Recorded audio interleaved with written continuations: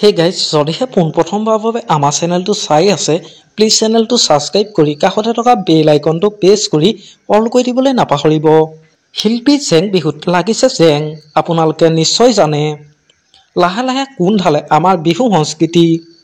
অসমৰ কেইবাগৰাকী অভিনেত্ৰী আৰু ইউটিউবাৰ লগ হৈ এইবেলি বহাগতে জেং বিহু মাৰিবলৈ লৈছিল।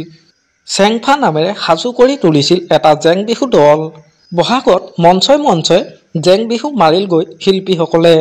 কিন্তু হঠাতে দলটোৱে একাংশ শিল্পীয়ে বিহু দলৰ মাননিক লৈ প্ৰকাশ কৰিলে অসন্তুষ্টি। মাননি সঠিক হিচাপ নোহোৱাক লৈ তুলিলে অভিযোগ আহিছে দলটোত থকা জনপ্ৰিয় অভিনেত্ৰী প্ৰিয়ম পল্লৱীৰ বিৰুদ্ধে। শুনিলো আহকচোন। ইমেইলখন হৈছে আমাৰ টকাক লৈ। এখন কমিটিত যদি 1 লাখ দিছে তেওঁলোকে কৈছে আমাক 30,000, যোন ঘৰ সন্মানীয় ব্যক্তিৰ ঘৰত 50,000 দিছে তেওঁলোকে কৈছে তাতে 30,000।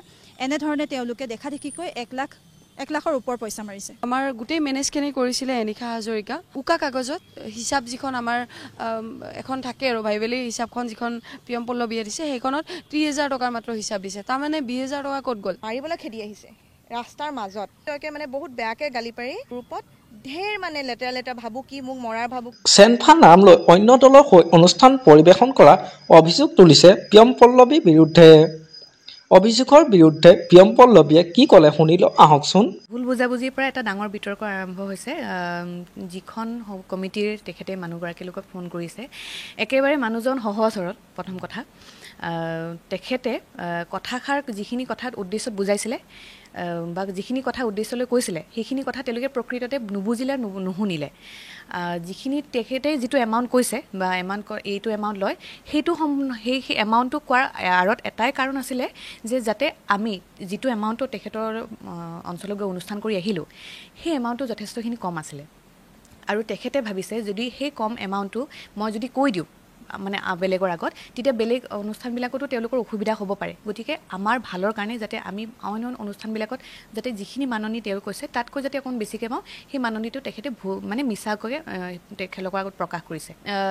আমি যে কোকৰাঝাৰ অনুষ্ঠানখন কৰিলোঁ, মানে মোৰ দল বুলি যিটো কৈছে সেইটো মই একেবাৰে তেওঁলোকৰ কথাষাৰ মই একেবাৰে মানি নলওঁ। কাৰণ মোৰ দল নহয়, মোৰ লগত পূৰ্বাঞ্চল কৃষ্টি দলহে গৈছিলে। তাতে কোনো চেনফা জেং বিহু দল নামৰ কোনো অনুষ্ঠান তাতে পৰিৱেশন হ'ব। লগতে জনপ্ৰিয় অভিনেত্ৰী মণিবু তথা পাপৰি বৰাই কি বুলি ক'লে এবাৰ শুনিলো আহকচোন। প্ৰগ্ৰেমৰ কথা মাত মাতি কি কৰিম? মোক নেলাগে পইচা, তেনেকুৱা পইচা 2 নম্বৰী পইচা। মই 2 নম্বৰী পইচা এই কাৰণেই কৈছো, মোৰ আজি কথাটো শুনি গাত লাগিছে। পাপৰি বৰা তেনেকুৱা অভিনেত্ৰী নহয়, মই চিঞৰি কম এইটো কথা। মোৰ কেৰিয়াৰত আজিলৈকে দাগ লাগিবলৈ দিয়া নাই আৰু মই কেতিয়াও দাগ লাগিবলৈ নিদিওঁ। গায়ত্ৰী বৰাই নিজকে কি বুলি ভাবি আছে? পৰিস্মা কোঁৱৰে নিজকে কি বুলি ভাবি আছে?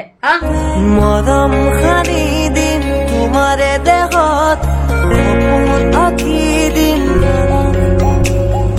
প্ৰতি পদকত ইয়াৰে কোণত ভৈৰম